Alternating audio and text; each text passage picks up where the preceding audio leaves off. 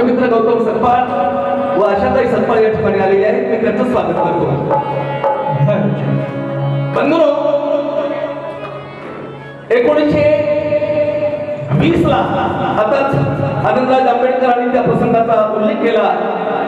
1920 ला कोल्हापूर जिल्ह्यातल्या कोल्हापूर संस्थानातल्या माणगावला एक परिषद झाली होती, अस्पृश्यांची परिषद.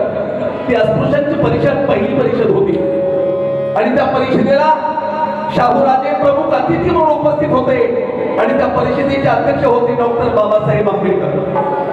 बाबासाहेब आंबेडकर नेमकेच परदेशातून मुंबईत आले होते आणि बाबासाहेब आंबेडकर अस्पृश्य समाजातला मुलगा, महासमाजातला मुलगा, उच्च शिक्षित झालाय हे जेव्हा शाहूराजाला समजलं तेव्हा शाहूराजांनी ती परिषद बोलावली होती.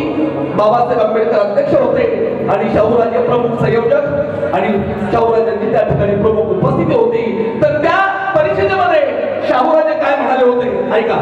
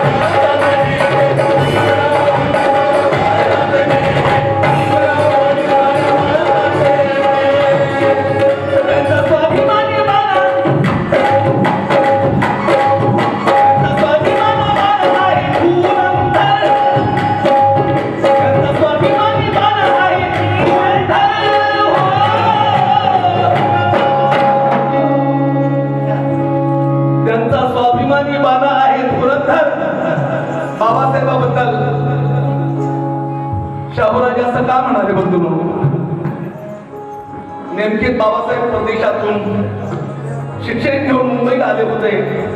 ते शाहूराजाला कळालं होतं आणि म्हणून शाहूराजे म्हणाले,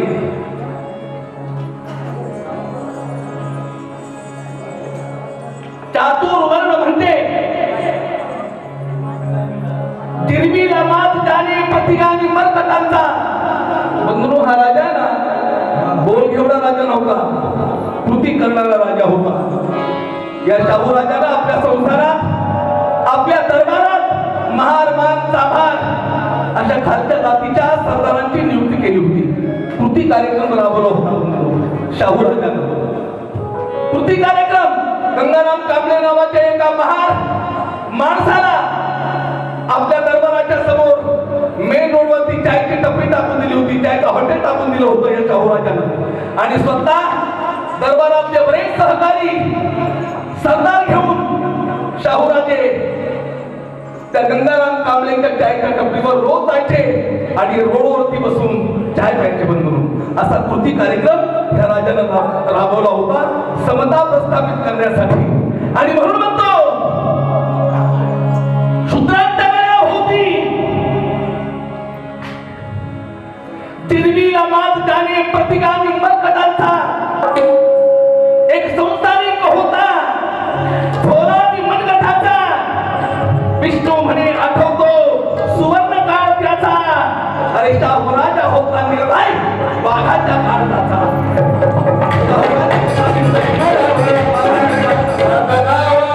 मगाशी आनंदराज आंबेडकरांनी उल्लेख केला की त्यांना दोनदा मारण्याचा प्रयत्न झाला. लोकमान्य टिळक शाहूराजाला रीडा म्हणत होते, कारण का लोकमान्य टिळक हे ब्राह्मणी विचारसरणीचे होते, चातुर्वर्ण समाज व्यवस्था जोपासणारे होते. आणि त्या पुण्याला त्यांचं काम चालू होतं, कोल्हापूरला राजांचं काम चालू होतं. राजांचं काम समजलं, शाहूराजानं महाराष्ट्रासाठी वसतिगृह काढले, धर्मदार मुलांच्यासाठी वसतिगृह काढले, शिक्षणाची सुविधा करून दिली. हे जेव्हा टिळकाला कळायचं बंधू तेव्हा टिळक आमच्या शाहूराजाला या रेड्याला काही समजतं केलं, काही अक्कल बिक्कल आहे की नाही या भाषेत तो टिळक आपल्या राजाला बोलायचा बंधू. परंतु हा राजा डगमगला नाही, हारला नाही. त्याचं कारण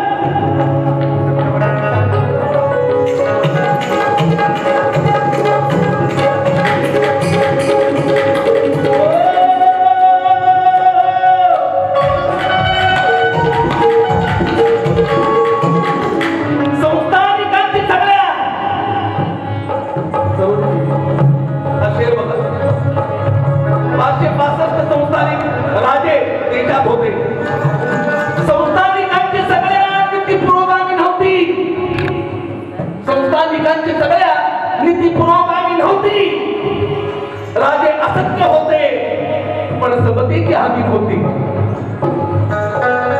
संस्थानिकांची सगळ्या नीती पुरोगामी नव्हती.